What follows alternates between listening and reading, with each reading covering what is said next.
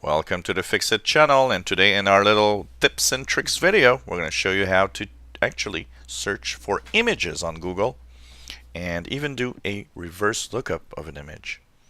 So when you're on Google, if you look at the upper right corner, you'll see something next to Gmail called images. This is where you search for pictures in Google. A lot of people don't know this, and it's extremely useful. So for example, say you want to change your desktop background picture. Say you just want to create a blog with all sorts of pictures about a subject, or maybe a YouTube video. Well, you can search for images here, and you'll see that you can actually search for a wide range of images and of course usage rights depending on what you want to do. So for example, here I want to search for the Grand Canyon. And here we go, and you press enter. And you see that all the pictures are here showing up. Now what's cool is when you leave your pointer over it, it gives you the resolution of that picture and also the website where it comes from. So if, for example, it's for a background of your desktop, of course you'll try to find a picture that is at least the same size as the resolution of your screen. And of course, once you found a picture, so let's go down. Let's say I want to have this one here. This one is a little small. Let's take something a little bigger. Here it goes, 2000 by 1000. I'll click here. And once you click on it, you can click View Image. And in most cases, it's going to show you the image separately, alone, in a web page. Now, it sometimes doesn't happen, so you might have to readjust. Sometimes it's not allowed, but most of the times this is what's going to happen. And you know what? You can right click on it once it's viewed, and you click Save Picture As. And this is going to, of course, give you where you want to put your picture on your desktop, for example. So here I'm going to call it Grand Canyon Pic. And I'll click Save, and it's on my desktop, as you see here at the top. Save. And here goes. If we go and check it out, we've got a Grand Canyon picture that's right here when I click on it. And you know what? You want to have it as a desktop background. You can right click on the picture on the desktop, see, and you have Set as Desktop Background. Now maybe it's for a blog, YouTube video, or a website. Now you have to be careful. Lots of pictures have copyrights. So what do? Look at the top of the searches for pictures. On the right side here, you have search tools. Click there, and there you got usage rights. Of course, you can choose labeled for reuse with modifications if you want to modify it, or just labeled for reuse. There's also labeled for non-commercial reuse, so depending on what type of website that you're doing or blog, you can choose whatever you want to have as a picture.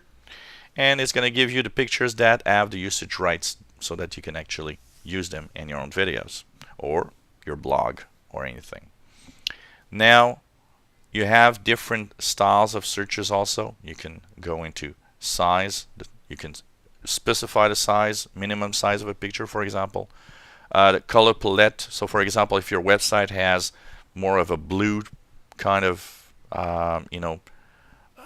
hint or to it, you can click a color palette, and it's going to give you the pictures that actually will match better what your website or wherever you want to use it matches. You have the type of picture also with that category, so face, photo, a clip art, animation like an animated GIF, line drawing, and so on. The time, so this is pictures. You can have the pictures in the past 24 hours that were posted online, past week, or any time. Of course, labeled for reuse or the different usage rights.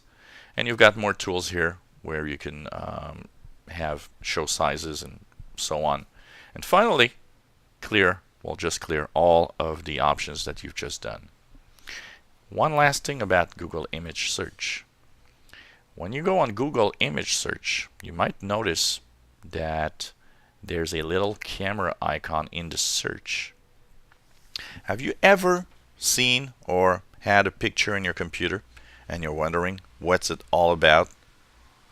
Well, you can click that little camera, and you can either paste the URL of the image. So if it's on a website, you just paste the URL of the website. Or if it's a picture you've got, so let's upload an image here. Click Browse. And on my desktop, I'm going to upload one called, the one that I just called Grand Canyon Pic. Now, I could have called it ABCD, wouldn't change anything. It doesn't follow the name. It actually tries to ID it by the picture content. And then you click Open. It uploads the file, and after a while, it's going to tell you, okay, what's the best guess? Best guess for this image, Toroweap Overlook National Park Service. And so you have kind of a specific idea of where it could be. Here it says, for example, the North Rim of the Grand Canyon National Park, and so on. So it not only identifies where it's from, but where specifically it could be. So if you have an object, anything, it's cool because you can ID it and know what it is. So hope you enjoyed these little tips and tricks video. This is a nice one, I think. And if you enjoy my videos, you can subscribe. You'll know when new videos are online. Give us thumbs up. And hopefully, if you enjoy our videos, you will continue watching. If you have any comments, questions, suggestions, anything you want to know, let us know. Thank you for watching.